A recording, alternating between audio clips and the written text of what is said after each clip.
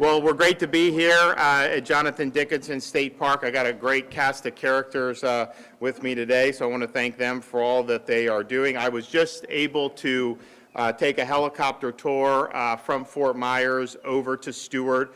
We went across Lake Okeechobee. We went up the Caloosahatchee and the St. Lucie rivers as we were coming down. We were very happy with 2019 and 2020 in terms of how the lake was managed by the Army Corps of Engineers. There was a desire and a plan to try to minimize harmful discharges over the summer months, which is obviously when we're at most risk to have algal blooms in our estuaries. And if you look, those last 2 years, I mean, we had very, very little in the way of harmful discharges during these summer months. Unfortunately, that's been a little bit different now this year. The lake is now 2.5 feet higher than it was in the previous 2 years. And so if you have normal type of rainy season in the state of Florida, that very well may precipitate the Army Corps doing some of these harmful discharges this summer. We are seeing evidence of blooms in and around the lake, and because of these high levels, we are assuming that the Corps is going to be discharging some of this water with a lot of algae content. Now, DEP and the South Florida Water Management District have been diligently monitoring water quality for evidence of blooms. They have been involved in the Pahokee Marina, which I know is still an ongoing issue. Our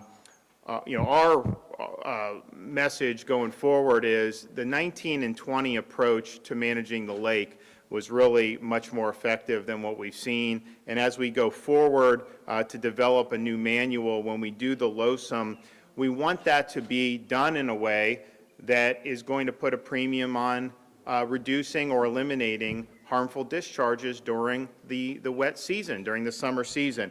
So we are urging the Army Corps to allow for the type of flexibility that was really done in 2019 and 2020 in the LOSUM to avoid harmful discharges in our estuaries and to improve lake management during the dry season.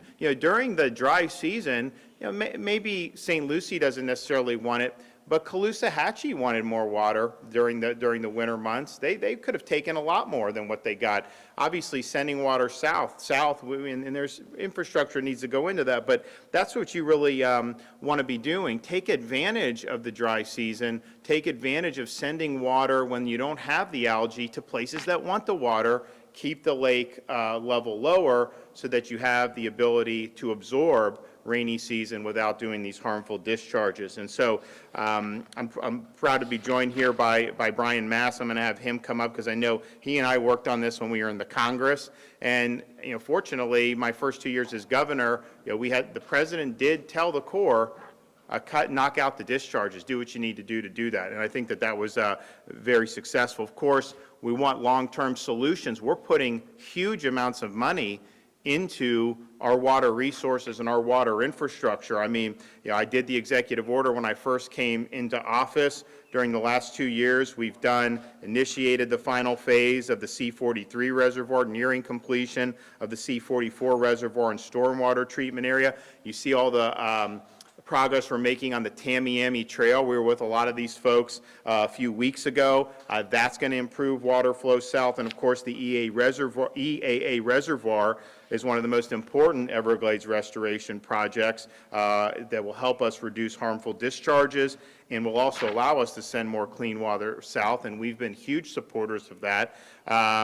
We have made expediting that an important part of our administration, and we've tried to expedite the treatment wetland that will clean the water, as well as the reservoir that will store excess water from Lake O. And in my direction, South Florida Water Management District expedited the progress on the treatment wetland component, which the state is constructing, and the district began constructing the stormwater treatment area last year, 12 months ahead of schedule, and so we anticipate that completed hopefully by 2023. And then just last month, South Florida Water Management District executed a project partnership agreement with the Army Corps, bringing us one step closer to beginning construction of the 10,500-acre above-ground water storage reservoir built by the Army Corps. Again, that is a federal project not something that the state has control over. But we are doing what we can. We do believe that the LOSUM gives us an opportunity to get this on a firmer foundation. There's a lot of stuff. We're happy to invest resources in this, and we're doing billions of dollars over the course of my administration. But managing the lake better, that doesn't cost you anything.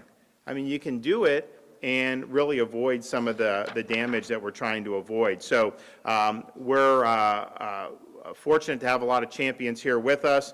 We are glad that we have money available. I mean, when there are algal blooms, we have the ability to put some technology on the target. You didn't have that 4 or 5 years ago. You now have more tools at our disposal, and we're hoping that the President puts in the full funding request for Everglades restoration in his next fiscal year budget. We did do very well under President Trump. We have a chance to take it to the next level now under the Biden administration.